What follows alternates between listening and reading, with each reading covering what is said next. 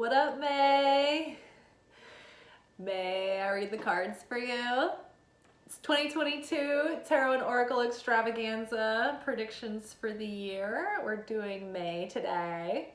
Very, very exciting, a natural progression from the unfolding story that we've had so far for the year. So our archetype for the month, again, is sustainer. It's going to be really important that we continue to sustain the practices that we set up for ourselves at the beginning of the year, and to keep with those good habits, sustain our spiritual practice, sustain our creative practice, sustain our self-care practices, all those things that make us feel sustained. Like for me, like I need to go out and take like long meandering walks through the forest and spend some of that time with feet barefoot on ground and earth myself, and that sustains me. It gives me more energy. Salt baths sustain me.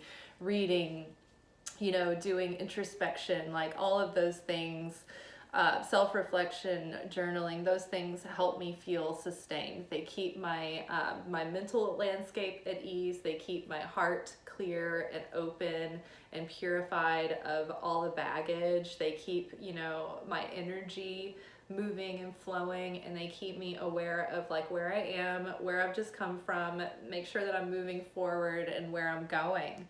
So the sustainer is shaping us, just molding us into this refined form this year. And we're just having constant encouragement as we keep going through the slog, that even though we'll have moments and glimpses of like, oh my God, it's really fleshing out, like there's also going to be those stretches of time where we're just feeling like, oh, like I need a sign of land, you know, but bring me a branch.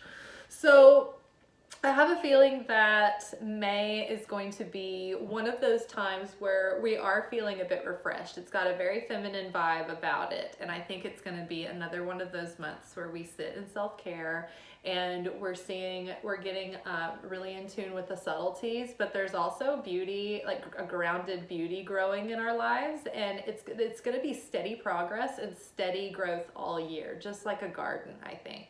Our next card, our spirit animal from the Wild Unknown Animal Spirits, is the sea serpent. And I'm going to actually read that because it was so poignant. But there's been this big overarching, is it overarching or overarching theme this year about that sacral chakra, about that the mother of water, about the divine mother, the divine womb of all wombs, the mother of all mothers, the mother of our being and existence, the supernal mother. And so this is again talking about that salty, watery, ambiotic womb-like realm in the divine feminine. Connecting with it, connecting with those instincts, that creativity, that fertility, healing the shame and the fear, and also resolving some sexual issues, sexual healing, and letting the shame around sex go, which I'm like, I think we're getting some this year, people. Like, let me hear you say amen. Give me a witness. Who's gonna get some? Yeah, I think something's happening because it's something about major healing and release and forgiveness and moving forward and creating and re-sparking that kundalini, that desire for life again. We're getting all of those juices flowing, and the creative realm and the literal fertility realm and the sexual realm and the psychic realm and merging that soul with another soul, like it's all in that, within this kind of like watery space. So I'm just going to read this to you. Healing emotional wounds, expressing desires. The sea serpent represents the energy of expression, whether it's emotions, creativity, sensuality, or desire. The sea serpent helps us move and direct our energy into a healthy current. When the essence of this card is in balance, we express ourselves creatively and sexually without fear or shame. We know, hey, freak flag, kinky. We know what we desire most. Our hearts are at ease, and our relationships are meaningful and enduring. We loosen the grip of self-judgment, and we let the cool waters of forgiveness in to heal our wounds. When the energy of the sea serpent is not activated, our emotions and creativity are left in muddy waters. The current of expression stagnates in some areas of our lives, and in other places it floods. It's important to remember, no matter what the waters of our emotional lives look like, the sea serpent loves us just the same. Like a mother, she wraps herself around us in a gesture of protection. She supports us as we learn to express our true nature. I think it's interesting that the parents have been coming to us through abstract forms and through animal forms, so that we don't project the human faults of all of our collective parents onto this archetype of parent that wants to come and heal our inner child with us and heal and help us forgive our own parents, or, you know, start understanding, when we look back on our life, start understanding it in a different way. We need to change our hermeneutic lens through which we see the world. The sea serpent and the second chakra. The subtle energy of the sea serpent occupies the area of the Svadhisthana chakra, located deep within the pelvic bowl. This chakra is known as our center of creativity and desire, and is associated with the water element. Svadhisthana translates as in her own abode, indicating this chakra is the home of the Divine Mother, or Kundalini herself. And that's what we're doing this year. We're getting into our own abode. We're getting comfortable in our own skin. We're making a life that is true to us. It's a real expression of us, a unique expression of our truest self. And I think there's some mother healing happening this month, because we have Mother of Pentacles, could be our physical mother. I think this is also about the Queen of Pentacles, which is about establishing that comfort and that beauty around us, and being comfortable in our environment, and really things really coming to fruition and abundance beginning to show. And that queen just sitting in the lap of luxury with her little bunny and her little garden growing around her, like, she's chill and she has got her kingdom in order. She's really good at like taking care of the details, and everything's under control so that she can start enjoying all the areas of her life. Everything is in flow. Everything is flourished and nourished because she has taken care of all the major areas of her life and set them up so that everything is working together in union and wholeness. We have Bronwyn coming with her number 7, divinity and forgiveness, messages of forgiveness. So I think that is another big theme this year, is just shedding and embracing forgiveness, and just seeing things differently, or just letting it go because it's too heavy to carry anymore.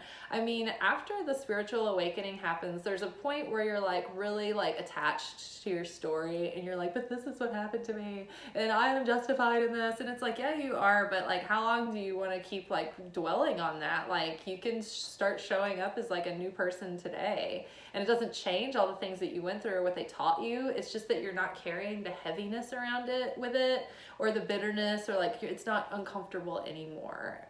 You can finally just let it be what it is, and it doesn't affect you so tangibly, and like it doesn't like affect the kind of mood that you're in, and it doesn't affect your decisions anymore, because you become awakened to it, and you're healing it, and you're forgiving it, and you're just like setting it down.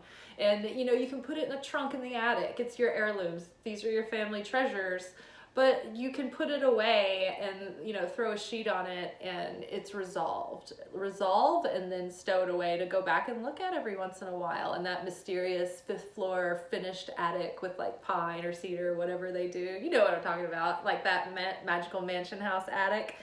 Put it there where it's safe, and you can go back and revisit it, but you don't have to live with it every single day, in every single way, and every single talk, and every person you meet. I was just thinking, like, a couple of years ago, or it was actually around the time I met my ex-boyfriend, I didn't even do that whole thing where you like talk about like, oh, this was my childhood, blah, blah, blah. Because I was just like, I am just like over telling the story of myself. Like, he'll figure out who I am, like, as we get to know each other. Like, maybe it'll come up sometime.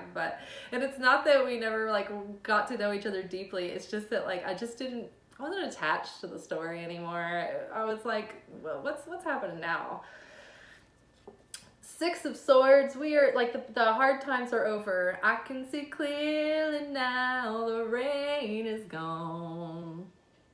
I can see all the obstacles in my way.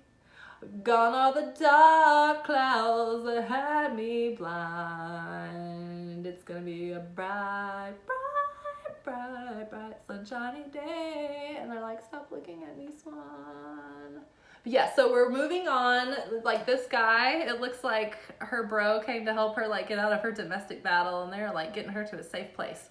So this is about like leaving like tumultuous situations behind, going and moving forward. We are past the hard part, at least for this cycle. The cycle now is get that boon, get over this last hump where you're like, oh, the last da da da da da da, where it's the hardest. We're almost there to get that boon. Look, we get Page of Cups coming in, bringing us a little message, a little sprinkling of joy, a little inspiration, a little reason, a little hope to keep going. So something pleasant is gonna come. We might get good news. We might get a good opportunity. We might get promotion, a gift, some money. Yeah, we might get a nice message. We might get a romantic message. We might get something that's gonna need us to get our sexual healing on. Fingers crossed, people. Roll it in the hay in May. That's what's gonna roll in the hay for May. That's something that's gonna be the title of the video. You watch, you wait. Bye.